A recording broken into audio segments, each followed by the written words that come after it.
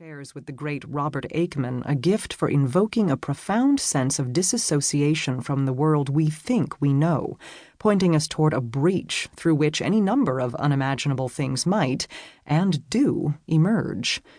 More than anything, there is a palpable absence in many of her stories, of loved ones, especially parents, of the passage of time, of knowledge of the very world the characters inhabit. Still, nature abhors a vacuum, even in a parallel plane of existence, and unforeseen things emerge to fill that void.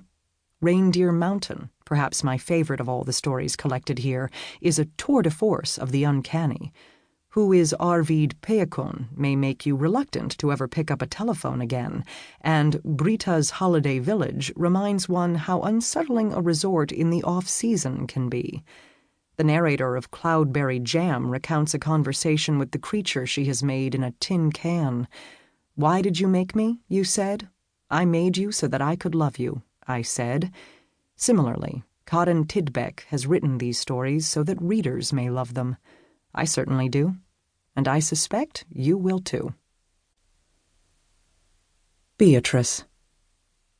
Franz Hiller, a physician, fell in love with an airship. He was visiting a fair in Berlin to see the wonders of the modern age that were on display: automobiles, propeller planes, mechanical servants, difference engines, and other things that would accompany man into the future. The airship was moored in the middle of the aviation exhibit. According to the small sign by the cordon, her name was Beatrice.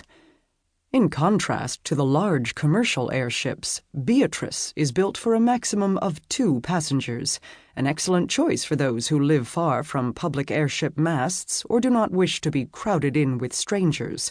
Manufacturing will start soon. Order yours today from Le Fleur et Fils. Franz had had no previous interest in airships. He had never seen one up close, let alone traveled in one. Neither had he any interest in love. At 30, he was still a bachelor.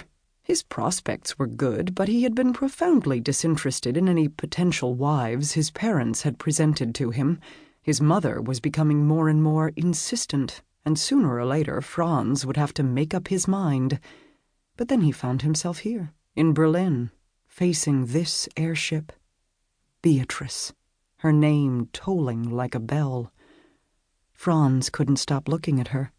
Her body was a voluptuous oblong, matte skin wrapped tightly over a gently rounded skeleton. The little gondola was made of dark wood, finest mahogany, and embellished with brass details, every part hand-wrought, with thick glass windows that rounded at the edges. Inside, the plush seats were embroidered with French lilies, facing an immaculately polished console. Beatrice was perfect. She bobbed in a slow up-down motion, like a sleeping whale, but she was very much awake. Franz could feel her attention turn to him and remain there, the heat of her sightless gaze. He came back the next day, and the next, just to look at Beatrice and feel her gaze upon him. They could never touch. He once tried to step inside the cordon, but was brusquely reprimanded by the guards. Franz could sense the same want from her that filled him, a longing to be touched. He sought out the representative of Le Fleur et Fils, Le Fleur the younger, in fact, a thin man with oil-stained fingers who looked uncomfortable in his suit. Franz offered to buy Beatrice outright. He would write a check on the spot, or pay in cash if needed. Out of the question, Le Fleur the younger replied. That airship there was a prototype. Not at any price? Not at any price. How could they start manufacture without the prototype? Of course, Monsieur Hiller was welcome to order an airship, just not this one. Franz didn't dare explain why he wanted the prototype so badly. He accepted the catalogue offered to him and returned home.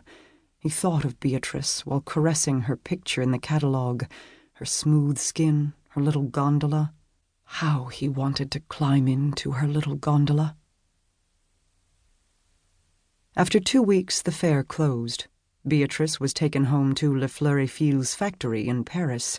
Franz fantasized about traveling to the factory, breaking into it at night and stealing her, or pleading his case to the owners who would be so touched by